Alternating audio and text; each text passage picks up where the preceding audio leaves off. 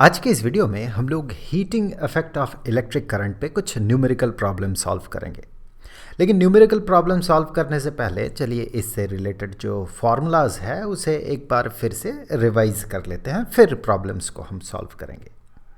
Electrical appliances जैसे कि electric heater हो गया, इलेक्ट्रिक लैम्प या इलेक्ट्रिक आयरन, ये क्या करता है, इसे अगर पावर सोर्स प्रोवाइड किया जाए, मतलब वोल्टेज प्रोवाइड किया जाए, तो फिर क्या होता है, ये एनर्जी डिसिपेट करता है। जैसे कि इलेक्ट्रिक आयरन के केस में अगर इसे पावर दिया जाए, स्विच ऑन कर दिया जाए इसका, तो फिर इससे जो करंट का फ्लो होता है कॉइल के थ्रू, इसके कारण ये एनर्जी डिसिपेट करता है।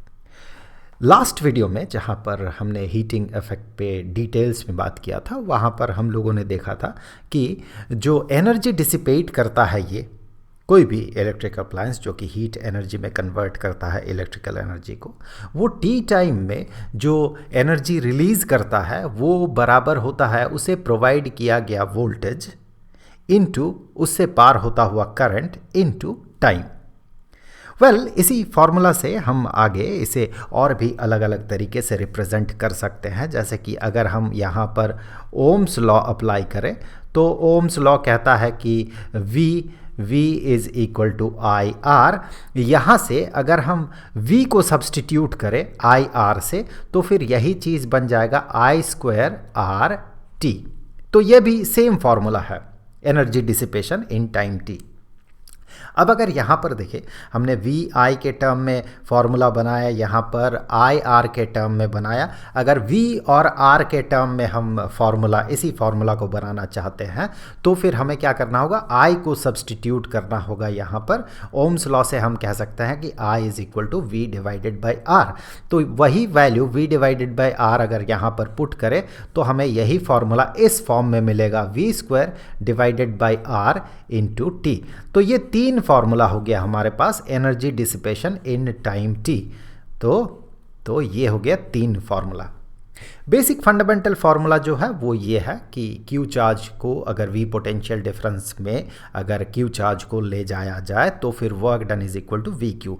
यहीं से आता है वी आई टी और फिर आगे ये दोनों फार्मूला वहीं से आता है ओम्स लॉ को यूज़ करके। अब तो ये तो था एनर्जी डिसिपेशन। अब हमें पता है कि power is equal to energy divided by time या work done divided by time. तो यहाँ पर जो इस अप्लायंस का पावर कंजम्पशन है उसे अगर हम पता करना चाहें तो उसके लिए फॉर्मूला बनता है वी आई, क्योंकि energy divided by time is equal to power होता है। यहाँ पर Q divided by T is current, so V into I ये हो जाएगा फिर इलेक्ट्रिक पावर के लिए फॉर्मूला। तो इसी तरह का जो फंडामेंटल फार्मूलाज है इसे यूज़ करते हुए चलिए कुछ न्यूमेरिकल प्रॉब्लम्स सॉल्व करेंगे। तो यहाँ पर कहा गया कि एक इलेक्ट्रिक आयरन है जो कि एनर्जी कंज्यूम करता है 840 वॉट। जब ये अपने मैक्सिमम रेट में ये हीटिंग प्रोवाइड करता है और जब ये मिनिमम रेट में हीट प्रोवाइड करता है तो उस समय इसका पावर कंजम्पशन 360 वॉट होता है और ये 220 वोल्ट में काम करता है। हमें पता करना है कि दोनों ही केसेस में करंट और रेजिस्टेंस कितना है। तो सबसे पहले केस 1 को कंसीडर करते हैं, जहां पर कि इसका पावर कंजम्पशन रेट जो है ये 840 वॉट है। 840 वॉट के केस में हमें दो चीज़ें पता करना है, करंट और रेजिस्टेंस। तो देखिए जो बेसिक फंडामेंटल पावर के लिए फॉर्मूला है तो वो है power is equal to voltage into current. तो यहाँ से आप देखें हमें जो है पावर का वैल्यू पता है 840 वॉट और वोल्टेज है 220 वोल्ट। तो यहाँ से करंट के लिए जो फॉर्मूला होगा वो होगा पावर डिवाइडेड बाय वोल्टेज। तो बस वैल्यूज़ पुट करना है यहाँ पर। तो फिर current is equal to 840 watt is joule per second और यहाँ पर 220 वोल्ट। ओके, तो यहाँ से आगे देखें हम इसी चीज़ को अगर आप यूनिट्स को भी अगर पता करना चाहे क्या यूनिट बनेगा, करंट के लिए एम्पियर यूनिट बनेगा हमें पता है, फिर भी एक बार यहाँ पर देख लेते हैं कि इसी वॉट को हम जूल पर सेकंड कहेंगे।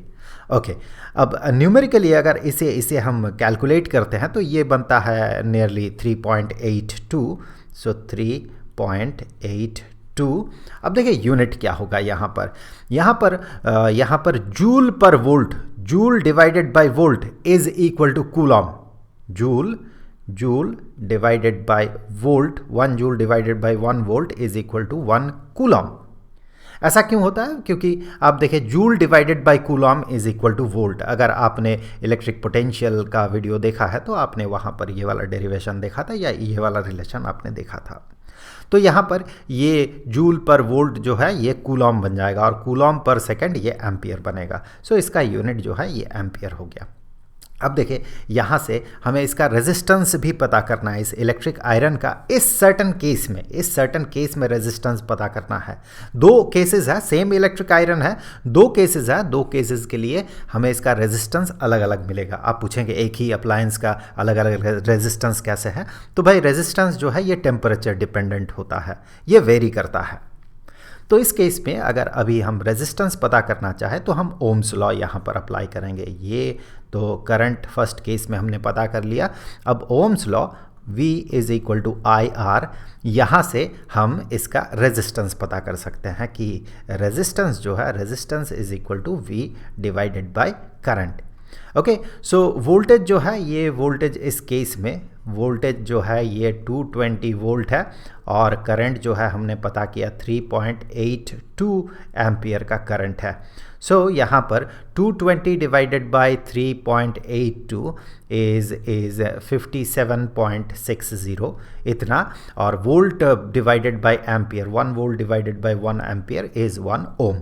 सो ये हो गया इसका रेजिस्टेंस, इस इलेक्ट्रिक आयरन का रेजिस्टेंस फर्स्ट केस में। अब केस 2 को कंसिडर करते हैं, सेकंड केस 2 में जो है पावर कंजम्पशन जो है ये 340 वाट है। ओके, सो यहाँ पर सेम फार्मूला है। यहाँ पर फर्स्ट केस में करंट पता करेंगे जो कि पावर डिवाइडेड बाय वोल्टेज होगा। So power is equal to 340 watt इस केस में डिवाइडेड बाय वोल्टेज जो है ये 220 वोल्ट है। 340 डिवाइडेड बाय 220 इज 1.64 और आपको पता है इस केस में यूनिट इसका एम्पियर आएगा। और फिर यहाँ से आगे अगर रेजिस्टेंस पता करें तो रेजिस्टेंस के लिए फॉर्मूला ओम्स लॉ से हम कहेंगे वोल्टेज डिवाइडेड बाय करंट।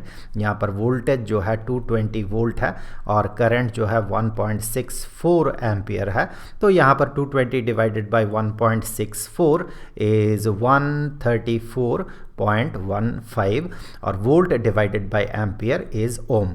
तो यहाँ पर सेकंड केस में जो है ये करंट इतना निकल के आया 1.64 और सेकंड केस में जो है ये रेजिस्टेंस इतना निकल के आया। ओके, तो ये तो पहला क्वेश्चन था जो कि एनसीईआरटी का एग्जाम्पल 10 था, 10 ऑफ 12। तो अब नेक्स्ट क्वेश्चन की तरफ बढ़ते हैं।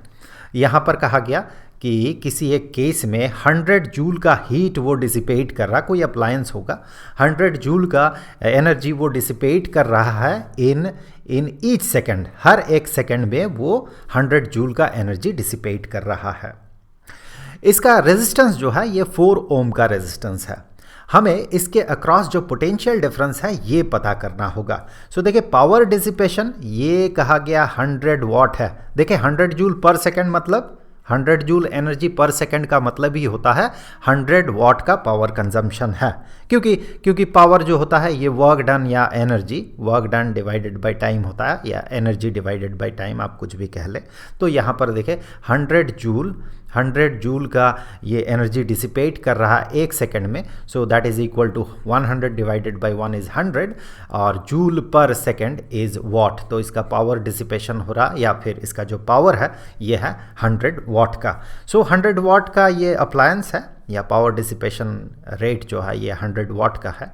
तो यहाँ से ये तो फर्स्ट डेटा गिवन डेटा है और कहा गया इसका रेजिस्टेंस जो है ये 4 ओम का रेजिस्टेंस है। हमें क्या पता करना है, हमें पोटेंशियल डिफरेंस, किस पोटेंशियल डिफरेंस में या किस वोल्टेज में इसे लगाया गया, इसे काम करवाया गया, वो वोल्टेज जो है ये वोल्टेज हमें पता करके निकालना है। तो देखिए पावर के लिए जो फॉर्मूला, इलेक्ट्रिक पावर के लिए जो फॉर्मूला है हमें पता है is equal to V into I.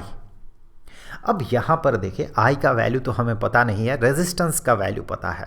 Well इस I को हम ओम्स लॉ जो है V is equal to I R, so यहाँ से आगे बढ़ते हुए I is equal to V divided by R, तो इसी I को अगर V डिवाइडेड बाई R जो कि ओम्स लॉ से आया, ये ओम्स लॉ है जो कि ओम्स लॉ से आया, V डिवाइडेड बाई R से अगर सब्सटीट्यूट कर देंगे तो हमें I दैट मीन करंट पता करने की ज़रूरत नहीं होगी। तो I के जगह V divided by R, so ये हो गया V square divided by R। So power is equal to V square, voltage या potential difference square divided by resistance. अब देखिए यहाँ से हम कहेंगे V स्क्वायर पोटेंशियल डिफरेंस का स्क्वायर, वैसे हमें यही पोटेंशियल डिफरेंस पता करना है, पोटेंशियल डिफरेंस का square is equal to P into R. तो यहाँ से आगे हम कह सकते हैं कि पोटेंशियल डिफरेंस जो है ये होगा square root of P into R. Well इन वैल्यूज़ को पुट करते हैं। P के लिए जो वैल्यू है वो है 100 वाट, 100 वाट को जूल डिवाइडेड बाय सेकंड लिख दे, ठीक है। 1 watt is equal to 1 joule divided by 1 second into R, resistance is 4 ohm. अब ओम को हम लिख सकते हैं volt divided by ampere. 1 volt divided by 1 ampere is equal to 1 Om.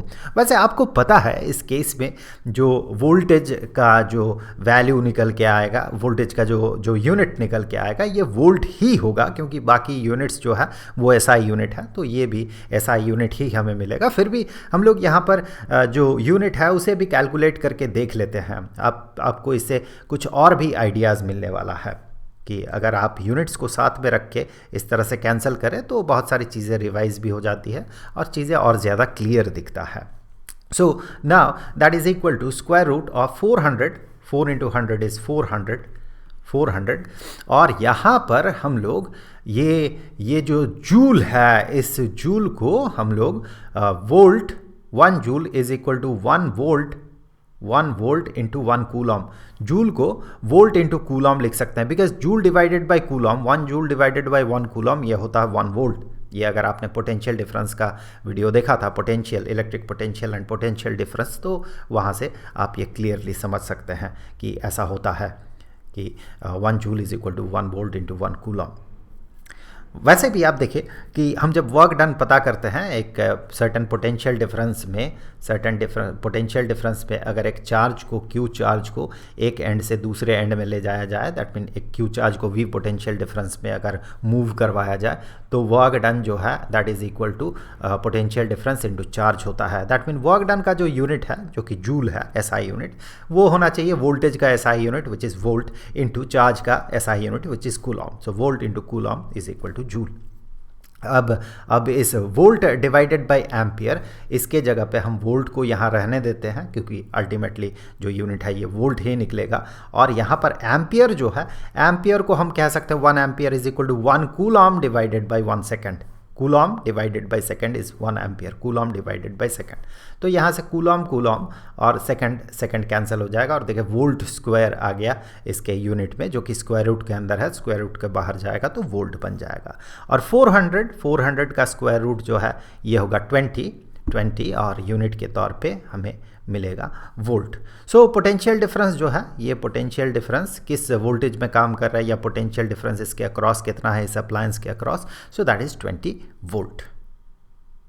Okay, so I hope कि वीडियो आपके लिए helpful रहा होगा। अब नेक्स्ट वीडियो में हम लोग इलेक्ट्रिक पावर पे थोड़ा और डिटेल्स में बात करेंगे। उस वीडियो का लिंक आपको यहाँ पर स्क्रीन पे मिल जाएगा। अब जाते जाते मैं बता दूँ कि इस चैप्टर का, दैट मीन स्टैंडर्ड 10th के लिए इलेक्ट्रिसिटी चैप्टर के सारे वीडियोज़ का जो प्ले लिस्ट है उसका लिंक आपको नीचे डिस्क्रिप्शन बॉक्स में मिल जाएगा।